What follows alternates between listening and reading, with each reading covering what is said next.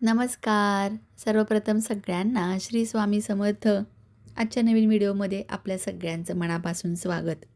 जेव्हा बघा घरामध्ये गरिबी असते, आर्थिक परिस्थिती एकदम हलाखीची असते, तेव्हा अनेक गोष्टी मनामध्ये नकळतपणे येऊन जातात.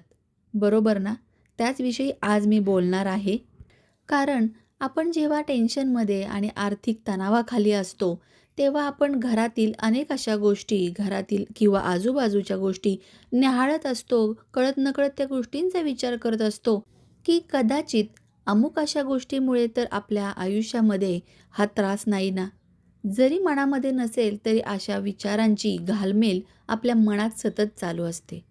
त्याचसाठी श्रीकृष्णांनी स्वतः सांगितलेले अशी जी रोपटी आहेत, अशी जी 5 रोपे आहेत किंवा झाडं आहेत, ती आपल्याला धनहानी होण्यापासून वाचवू शकत नाहीत.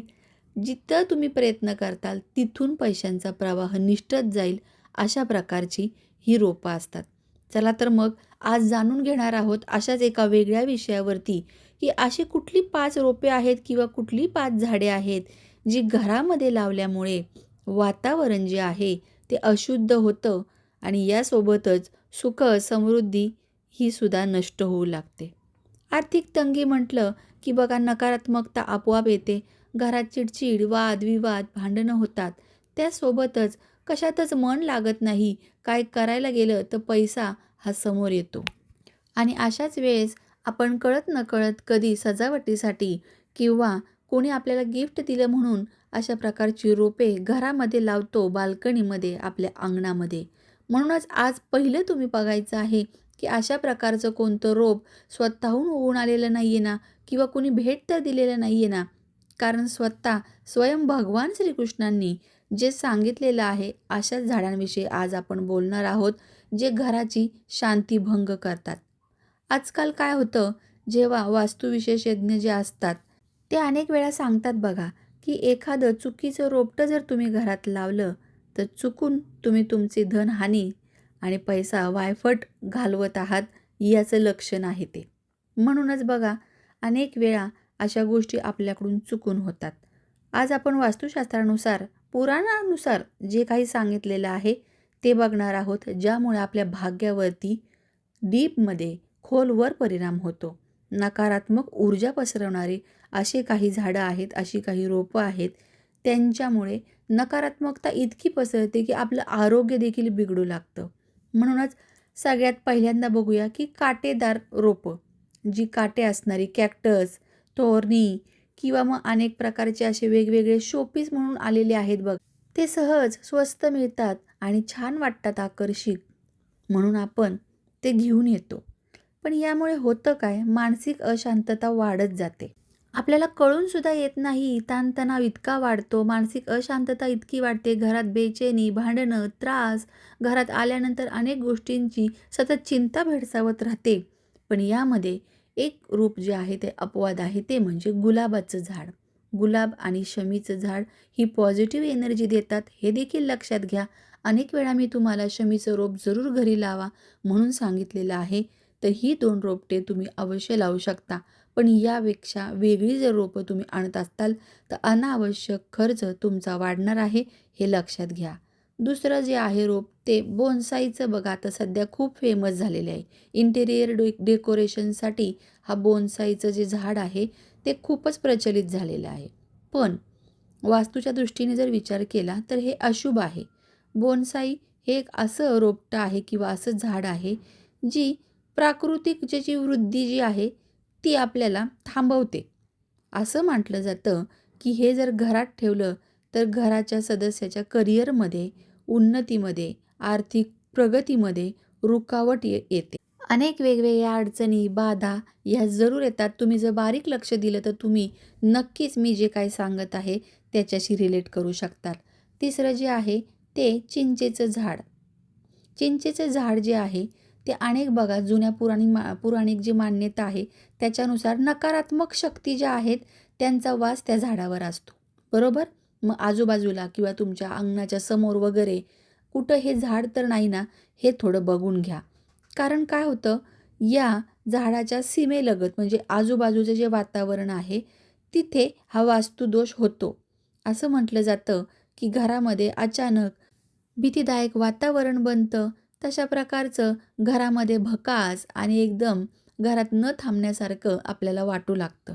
अशा वेळेस लोकं बघा घरातले जे सदस्य आहेत ते अचानक आजारी वगैरे पडतात.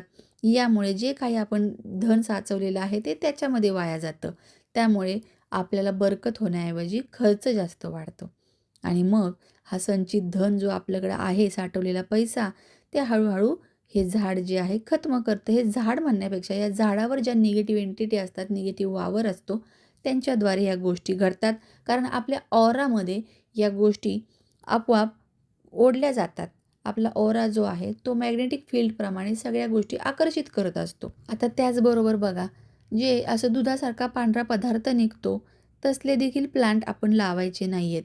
उदाहरण म्हटलं तर रातराणी किंवा मग आकड्याचा पौधा जो असतो, रुईचं झाड, ते आपण म्हणतो की निगेटिव्हिटी खेचतं किंवा निगेटिव्हिटी दूर ठेवतं, हनुमंतासाठी वगैरे लावावं. पण यामुळे होतं काय? हे जे रोप आहे वास्तुशास्त्रानुसार असं म्हटलं जातं की सकारात्मकता शोषून घेतात आणि त्यामुळे आपल्याला अनेक गोष्टींना सामोरं जावं लागतं. पूर्वीच्या काळी बघा, जर लावलं हे झाड तर निळं फूल जे येणार आणि पांढरं फूल येणारं असं रुईचं झाड घराच्या दूरवर लांब अंगणामध्ये लावलं जायचं, खूप लांब. म्हणजे जिथे वावर नसेल आपल्या कुणाचा, अशा प्रकारे लांब लावलं जायचं की जेणेकरून निगेटिव्ह एनर्जी तिथेच नष्ट होऊन जाव्यात. कारण ते सकारात्मकता ओढतं. मग आजूबाजूची सकारात्मकता ते झाड स्वतःमध्ये घेतं आणि मग येणाऱ्या निगेटिव्ह एनर्जी तिथेच जळून खाक होतात. पण आता आपण सर्रास आपल्या कुंड्यांमध्ये, बाल्कनीमध्ये, दारात अगदी लावतो. ते चुकीचं आहे. त्याचबरोबर 5वं जे आहे रोपटं, ते मेहंदीची पानं वगैरे बघा किंवा असे सुकलेले जे रोपटे असतात ते ठेवू नयेत. त्यांना काय म्हणतात, की भले जरी ही झाडं असली, सुंदरता वाढवणारी असले किंवा मेहंदीची पानं ही सुंदरता वाढवतात, मान्य आहे. पण घरात उगवणं याला शुभ मानलं जात नाही. कारण वाईट ऊर्जा आकर्षित करण्याचं काम मेहंदीचं झाड करतं. हे लक्षात घ्या. अनेक जणं की आपल्याला आवड आहे म्हणून अशा गोष्टी आणतात. मग ते घरात सुकवतात, त्याची मेहंदी बनवतात. म्हणून आज माझा हा सांगण्याचा प्रयत्न.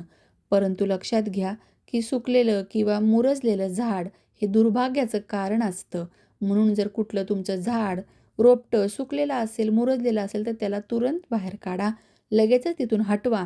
कारण नकारात्मकता वाढवण्यापेक्षा धन आगमनाचे रस्ते बंद करून मग नंतर आपलं डोकं चालवून त्या गोष्टींमुळे वळण्यापेक्षा आजच हा व्हिडिओ जर तुमच्यापर्यंत पोहोचलाय तर हा परमेश्वराचा संकेत आहे. साक्षात श्रीकृष्णांनी दिलेला हा एक संकेत आहे असं समजा आणि व्हिडिओ जरूर लाईक करा. सोबतचं बेल बटन प्रेस करा. नवनवीन माहितींसाठी असं सबस्क्राईब करा. कारण नवनवीन माहिती मी सतत तुमच्यापर्यंत घेऊन येण्याचा प्रयत्न करत असते. वास्तुदोष कसा नष्ट करता येईल यापूर्वी देखील मी सांगितलेलं आहे की घरामध्ये कोणत्या प्रकारचे चित्र तुम्ही लावले पाहिजे जेणेकरून ते तुम्हाला शुभ ऊर्जा देतील, करिअरमध्ये सक्सेस देतील. तर आज मी तुम्हाला सांगितलेलं आहे की कोणती झाडे लावू नयेत. यापूर्वी सांगितलं होतं की कोणती रोपं अवश्य आपल्या घरात लावली पाहिजेत. तर अशाच युनिक माहितीसोबत पुन्हा एकदा भेटूया. तोपर्यंत सर्वांना श्री स्वामी समर्थ. आणि हो, जास्तीत जास्त लोकांपर्यंत आपला व्हिडिओ शेअर करायला विसरू नका.